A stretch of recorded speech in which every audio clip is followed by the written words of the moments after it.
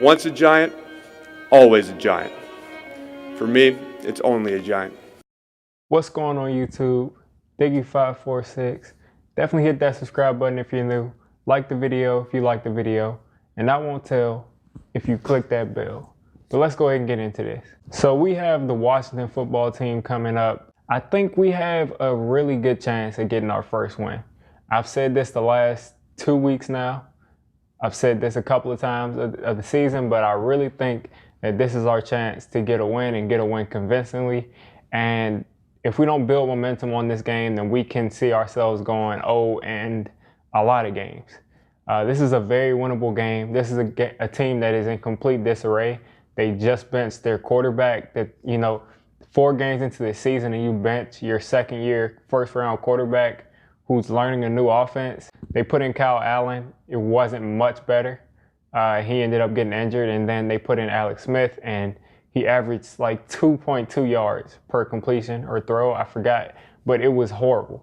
It was like check down after check down, complete like prime Alex Smith, except worse, like short check downs.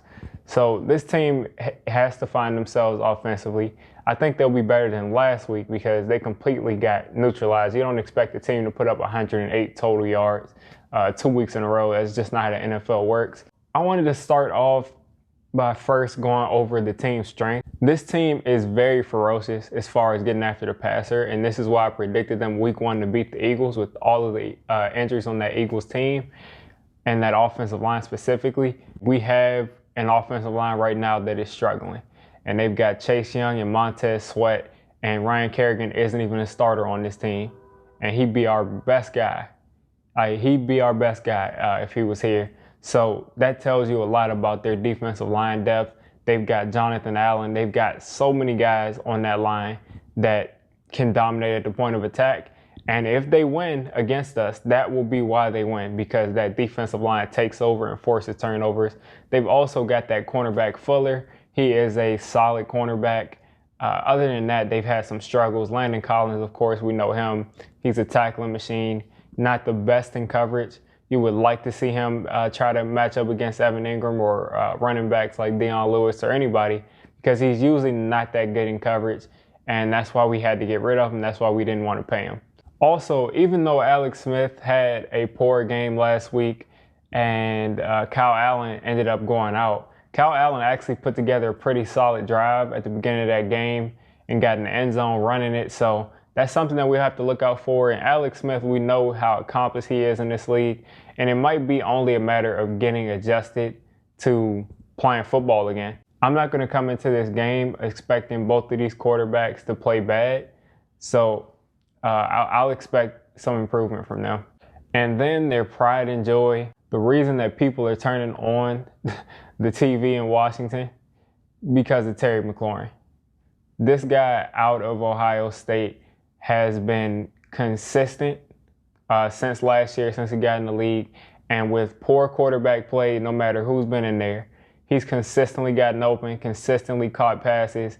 And you would think with, better quarterback play, he'd be, even higher in his progression as a #1 top flight wide receiver. So Terry McLaurin is someone that we definitely have to watch out for. So for that's going to transition me to the other half of my video, which is how we can exploit this team, how we can win. Terry McLaurin is their biggest offensive threat. They have not been able to run the ball that effectively. They've been trying to get Antonio Gibson involved. They get the ball to McKissick a lot out of the backfield too. So they're not that dominant of a running team. And then when you throw on the fact that they're not running the ball well, and Terry McLaurin is their offensive go-to guy, James Bradberry has been taking #1 receivers out of the game for probably the last 3 or 4 weeks. He's probably the #1 corner in the league so far with how he's been playing.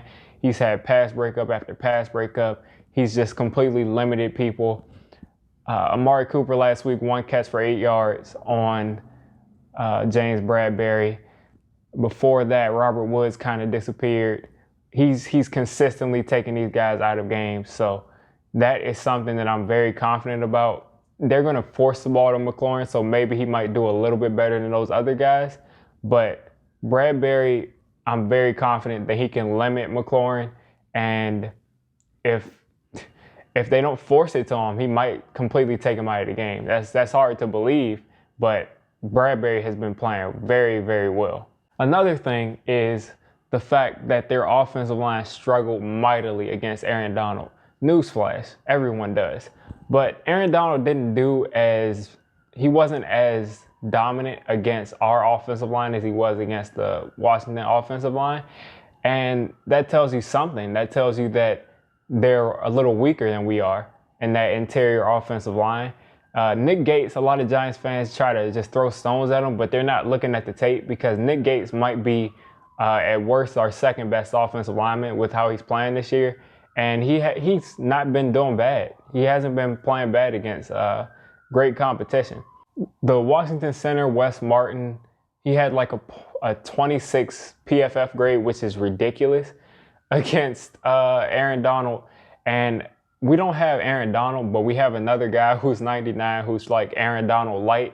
And I expect Leonard Williams to be able to get pressure, which is a quarterback's nightmare. If you're consistently getting pressure in the quarterback's face, it's impossible for them to step up in the pocket, which gets them away from being comfortable. And I think if we can do that, along with, Marcus Golden and Kyler Fackrell, they're going to be getting single teams because they're going to have to worry about Leonard Williams in that middle because he's having probably a career year as far as how effective he's been this year. Next, the Washington defense, besides their pass rush, is very, very exploitable. People are able to run the ball on them. Teams are able to pass the ball on them. So, again, I expect our team to be able to build on what they did last week. They were able to finally get into an offensive rhythm. And seeing what they did against that horrible Dallas defense, even though there was pressure in Daniel Jones' face most of the game because Andrew Thomas seems to be regressing, but we got to give him time as a rookie there. But I expect us to be able to exploit that defense through the passing game, and our ground game has been getting a lot better since that Rams game.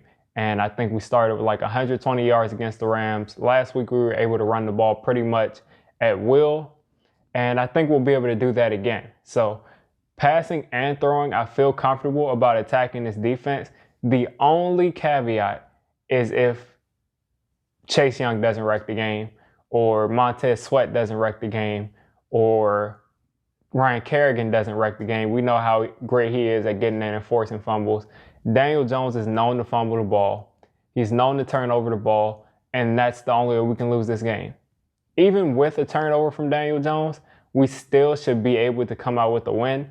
But if there's multiple turnovers and mistakes and sloppy football being played, the Giants will lose this game. Just on that defensive line, the Giants can lose this game. So overall, I think this is a very winnable game for the Giants, and I think that we will win this game.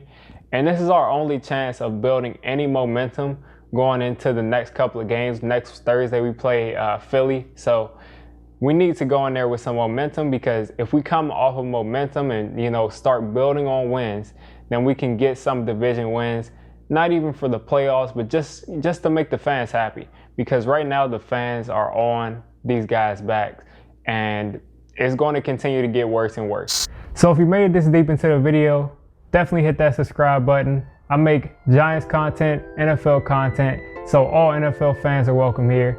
And until next time, it's Diggy546, and I'm out.